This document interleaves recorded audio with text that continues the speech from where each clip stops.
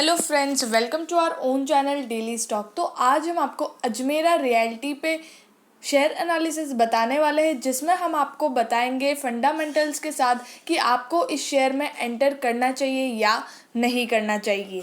आगे बढ़ने से पहले अगर आपने हमारे चैनल को सब्सक्राइब नहीं किया हो तो आप हमारे चैनल को सब्सक्राइब ज़रूर कर दीजिएगा, साथ ही में हिट द बेल आइकन। तो सबसे पहले Ajmera realty and infra India limited पर बात करते हैं। तो ये बेसिकली एक ऐसी कंपनी है जो रियल इस्टेट के रिलेटेड जो भी एक्टिविटी होती है वो ये करती है। मतलब रियल इस्टेट का इसका काम है, जहाँ पर ये कंस्ट्रक्शन भी करती है, कंस्ट्रक्शन का काम भी करती है और रिन्यूएबल एनर्जी भी उसका भी ये काम करती है। तो अजमेरा रियल्टी कंस्ट्रक्शन और रिन्यूएबल एनर्जी पे काम करती है।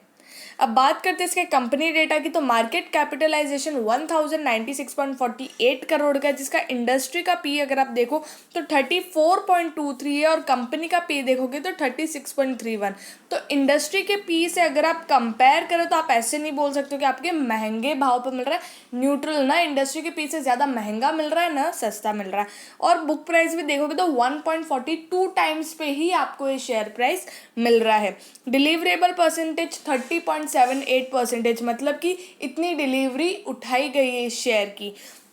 बीटा इसका 0.82, मतलब कि अगर मार्केट 1% ऊपर जाता है तो इसका शेयर प्राइस भी 0.82 के बीटा से ऊपर जाएगा। अब बात करते हैं फाइनेंशियल ट्रेंड की। तो जैसे कि 2018 में कंपनी ने 386 करोड़ का रेवेन्यू जनरेट किया था और उसी के सामने 2019 में 401 करोड़ का रेवेन्यू कंपनी ने जनरेट किया था। तो कंपनी अच्छी खासी रेवेन्यू जनरेट कर रही थी, लेकिन 2020 में देखिए जब कुछ भी नहीं था तब भी कंपनी का 350 करोड़ पे कंपनी का रेवेन्यू आ गया। मतलब कंपनी का रेवेन्यू 50 करोड़ रुपए गिर गया। और उसी के साथ 2021 में जब बहुत सारे चीज़ें हो रही थी, जब कोरोना था, लॉकडाउन था, तो उस टाइम कंपनी ने 351 करोड़ का रेवेन्यू जनरेट किया।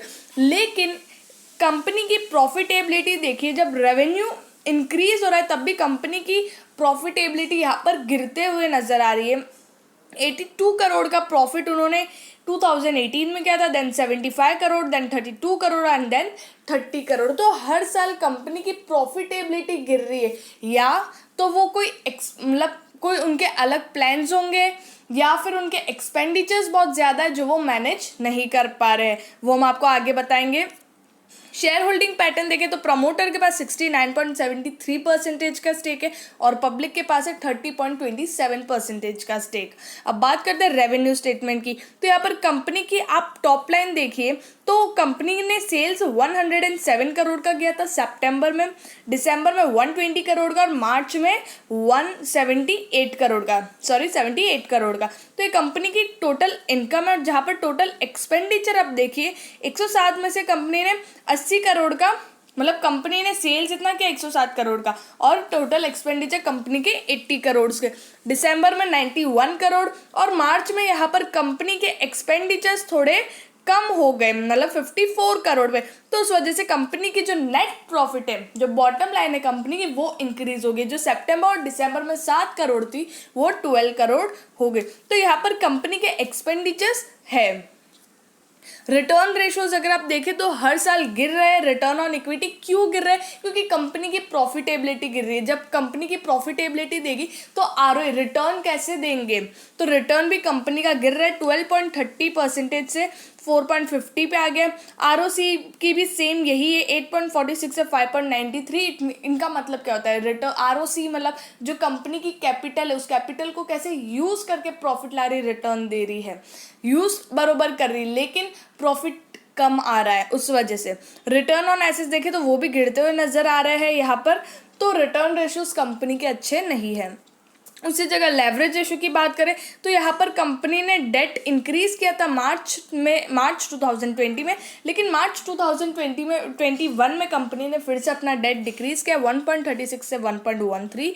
और यहाँ पर कंपनी का इंटरेस्ट कवरेज रेशो जो गिरा हुआ था मार्च 2020 में वो इंक्रीज हुआ है 1.71, मतलब कि कंपनी की जो इंटरेस्ट पे करने की कैपेबिलिटी है वो थोड़ी सी अच्छी हो रही है।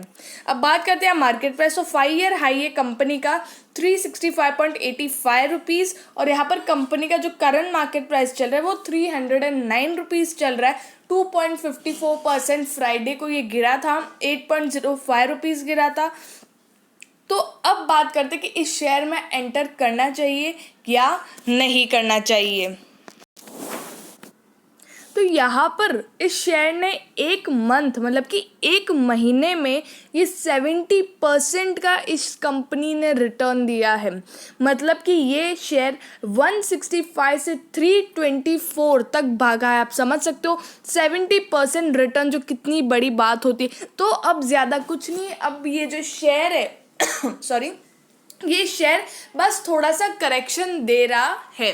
और मैं आपको लॉन्ग टर्म के लिए तभी बोलूँगी जब इस शेयर के जो फाइनेंशियल्स है वो अच्छे होंगे। अगर फाइनेंशियल्स अच्छे हुए तो आप इस शेयर में निवेश कर सकते हैं। मतलब कि जो अगर नेक्स्ट क्वार्टर का रिजल्ट अच्छा आता है, क्योंकि ठीक है समझ सकते हैं कि 2021 का रिजल्ट कम क्यों है, क्योंकि उस टाइम लॉकडाउन था और कोरोना का बहुत ज़्यादा सिचुएशन था। सिर्फ यही एक रियल एस्टेट कंपनी नहीं, बाकी की जो रियल एस्टेट कंपनी है वो सब नीचे थी, पूरा मार्केट नीचे था, तो कोई बड़ी बात नहीं। लेकिन 2020 और हर साल कंपनी की प्रॉफिटेबिलिटी डिक्रीज हो रही, ये एक अच्छा पॉइंट नहीं है। उस वजह से मैं आपको लॉन्ग टर्म के लिए इन्वेस्ट करना नहीं बोलूँगी। और अगर आपको सिर्फ शॉर्ट टर्म के लिए स्विंग ट्रेडिंग करना है तो भी आपको रुकना पड़ेगा, क्योंकि एक ही महीने में 70% भागा है, तो इसको थोड़ा सा तो करेक्शन इसको देना ही पड़ेगा। थोड़ा ये नीचे जाएगा, उसके बाद आप इस शेयर में निवेश कर सकते हो, वो भी शॉर्ट टर्म के लिए, स्विंग ट्रेडिंग के लिए।